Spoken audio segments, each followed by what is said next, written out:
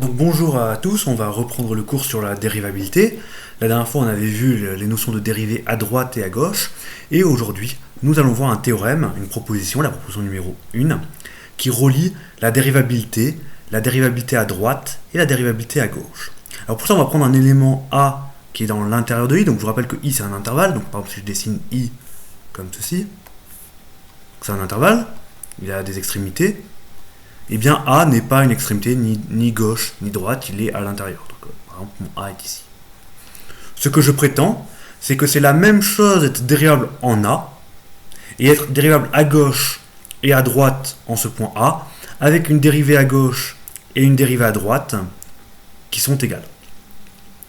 Et donc je prétends que ces deux propositions-là sont équivalentes, et c'est-à-dire quand on est dans l'une, quand on a la proposition, quand on a l'étape 1, on a l'étape 2, et vice-versa, si on a le point 2, on a le point 1. Et quand on a l'une de ces deux, on a même les trois notions de dérivée qui coïncident. C'est-à-dire la dérivée de f en A est égale à la dérivée à gauche en A est égale à la dérivée à droite en A.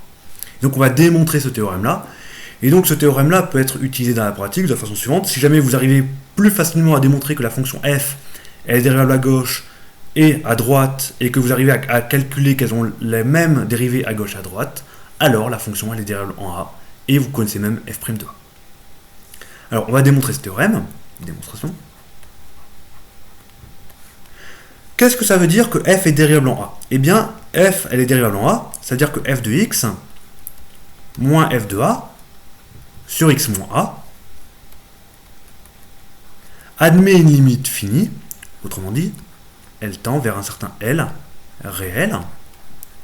On peut dire même il existe un L appartenant à R, tel que ça. Ça veut dire que f est dérivable en A. On peut écrire f dérivable en A. Ça veut dire par définition de la dérivabilité d'une fonction f au point A, que le taux d'accroissement f de x moins f de A sur x moins A admet une limite quand x tend vers A. Alors ici, on ne l'écrit pas forcément, mais quand x tend vers A, ici, x égale A n'est pas possible, parce qu'évidemment, ici, on a une valeur interdite. Donc c'est quand x tend vers A, mais x, il est différent de A. Et qu'est-ce que ça veut dire avoir une limite L? Eh bien, d'après votre cours sur les limites, ça veut dire que si vous tendez vers L, ça veut dire que vous tendez vers R à gauche et à droite. Vous pouvez dire il existe f de x moins f de A sur x moins A. Si vous regardez ce qui se passe seulement à gauche de A, donc vous faites une limite quand x tend vers A moins, eh bien ça veut dire que vous tendez encore vers ce L-là. Et ça veut dire aussi que le taux d'accroissement f de x moins f de A sur x moins A, il tend vers L aussi quand x tend vers A+. Donc cette équivalence-là, si je remplace une limite quand x tend vers A par les limites à droite et à gauche existent et sont identiques. Bon, et ça revient à dire qu'il existe un L tel que, les barres comme ça c'est tel que f est dérivable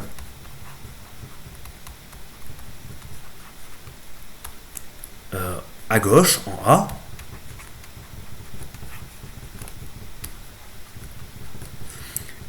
et L égale f' à gauche, parce que je vous rappelle que la dérivée à gauche de f en A, c'est la limite du taux d'accroissement quand il y en a une, quand x tend vers A-. Et donc ça, c'est juste regarder cette information-là, et la deuxième information qui nous dit que le taux d'accroissement à droite tend aussi vers L. Donc ça veut dire que f, elle est aussi dérivable, mais cette fois-ci à droite, en A, et L égale la dérivée de f en A. Et donc ça c'est toujours un L réel. Voilà. Donc on est parti de f dérivable en A, on a raisonné par équivalence, et à la fin on a que f est dérivable à gauche en A, f est dérivable à droite en A, et vous voyez, les deux dérivées de f à gauche et à droite, elles sont égales à L. Donc on peut même dire f' de gauche en A égale la dérivée f' à droite en A égale L. Voilà. Et donc on a bien démontré l'équivalence. Donc on a bien démontré que 1 équivalent à 2, parce qu'on est parti de 1, on a résolu par équivalence, on arrive bien à 2, on arrive bien à des fonctions dérivables à droite et à gauche, avec des dérivées à droite et à gauche qui sont bien égales, puisque j'ai écrit qu'elles étaient toutes les deux égales à L. Donc j'ai prouvé l'équivalence, et vous voyez, si f est dérivable en A, eh bien c'est qui L? Eh bien L c'est f' de A.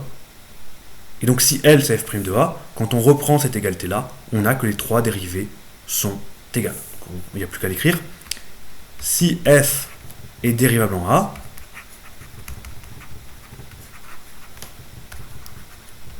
eh bien c'est qui ce L? Ce L, c'est f' de A. Alors, tout le raisonnement qu'on a fait en fait avant, il fonctionne avec un L qui vaut f' de A. Et évidemment, on l'a dit, L égale f' à gauche égale f' de A à droite.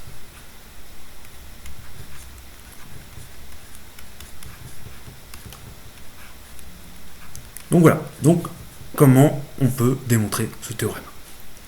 Alors, on va donner un petit exemple. Que penser de la fonction qui à x donne la partie entière de x? Donc cette fonction-là, si je l'appelle f, eh bien, j'avais prouvé dans le cours précédent que la dérivée de f à droite en 0, c'était 1, et f' dérive à gauche en 0, c'est égal à moins 1. Ça, je l'avais prouvé au cours d'avant en regardant le taux d'accroissement. Et ici, vous voyez, j'ai une dérivée à droite qui n'est pas égale à la dérivée à gauche, puisque l'une vaut 1 et l'autre vaut moins 1. Donc j'ai f' de d en 0 qui est égal, qui est différent de la dérivée à gauche en 0. Et donc, si les deux dérivées à droite et à gauche ne sont pas égales, cela veut dire, conclusion, que f n'est pas dérivable en 0.